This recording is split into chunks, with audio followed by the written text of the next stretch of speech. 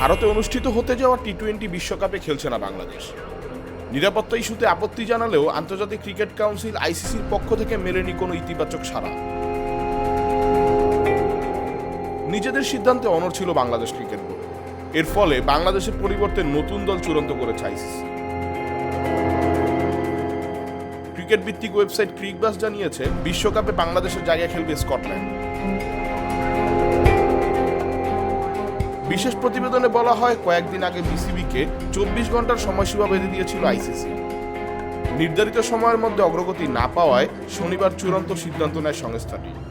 এই সিদ্ধান্তে টুর্নামেন্টের গ্রুপ সিতে যুক্ত হলো স্কটল্যান্ড।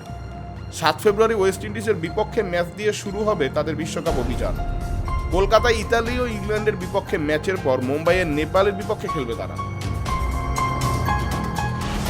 এ বিষয়ে স্কটল্যান্ডের ক্রিকেট বোর্ডের পক্ষ থেকে তাৎক্ষণিক কোনো মন্তব্য পাওয়া যায়নি। স্পোর্টস ডেস্ক, কাল প্রকাশ।